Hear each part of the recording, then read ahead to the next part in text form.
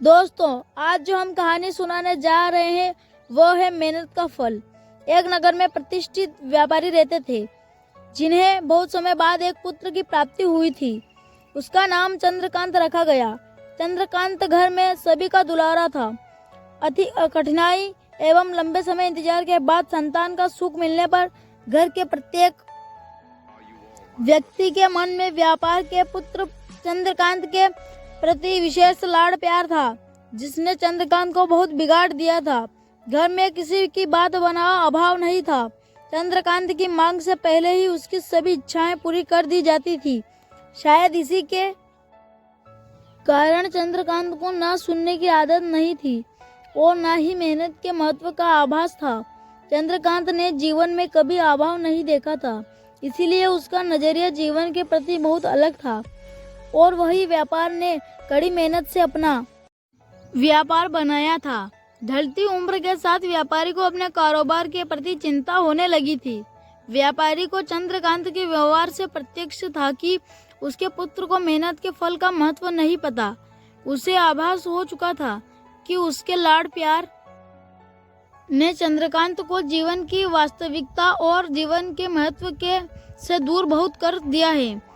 गहन चिंतन के बाद व्यापारी ने निश्चय किया कि वो चंद्रकांत को मेहनत का फल का महत्व स्वयं दिखाएगा, चाहे उसके लिए उसे कठोर ही क्यों न बनना पड़े। व्यापारी ने चंद्रकांत को अपने पास बुलाया और बहुत ही तीखे स्वर में उससे बात की। उसने कहा कि तुम्हारे परिवार मेरे परिवार में कोई अस्तित्व नहीं है। तुमने मेरे कारोबार में कोई योगदान नहीं दिया और इसलिए मैं चाहता हूँ कि तुम अपनी मेहनत से धन कमाओ, तब ही तुम्हें तुम्हारे धन के मुताबिक 2 वक्त का खाना दिया जाएगा। यह सुनकर चंद्रकांत को ज्यादा कोई फर्क नहीं पड़ा। उसने उसे क्षण भर का गुस्सा समझ लिया, लेकिन व्यापारी ने भी ठान रखी थी। उसने घर के सभी सदस्यों को आदेश दिया कि कोई चंद्रकांत की मदद नहीं करेगा और न ही उसे बिना धन के भोजन दिया जाएगा। चंद्रकांत से भी सभी बहुत प्यार करते थे, जिसका उसने बहुत फायदा उठाया। वो रोज किसी न किसी के पास जाकर धन मांग लाता और अपने पिता को दे देता और व्यापारी उन पैसों को उसे कुएं में फेंकने का बोलता, जिसे चंद्रकांत बिना किसी अड़चन के फेंक आता और उसे रोज भोजन मिल जाता। ऐसा कई दिनों तक चलता रहा, लेकिन अब घर के लोगों को रोज धन देना भारी पड़ने लगा। सभी उससे अपनी कन्नी काटने लगे, जिस कारण चंद्रकांत को मिलने वाला धन कम होने लगा और उस धन के हिसाब से उसका भोजन भी कम होने लगा।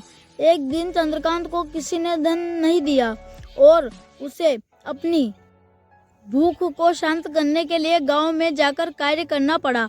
उस दिन वो बहुत देर से थका हारा व्यापारी के पास पहुंचा और धन देकर भोजन मांगा।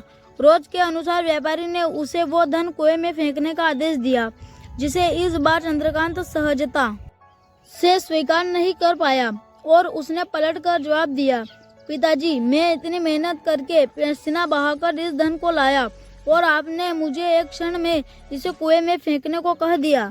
यह सुनकर व्यापारी समझ गया कि आज चंद्रकांत को मेहनत के फल का महत्व समझ आ गया है। व्यापारी भली भांति जानता था कि उसके परिवार वाले चंद्रकांत की मदद कर रहे हैं, तब ही चंद्रकांत इतनी आसानी से धन कुएं में डाल आता था।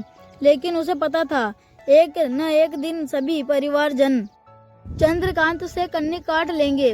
उस दिन चंद्रकांत के पास कोई विशेष विकल्प नहीं होगा। व्यापारी ने चंद्रकांत को गले लगा लिया और अपना सारा कारोबार उसे सौंप दिया। दोस्तों, आगे इसी तरह की हिंदी कहानियाँ सुनने के लिए हमारे चैनल को सब्सक्राइब करें। धन्यवाद।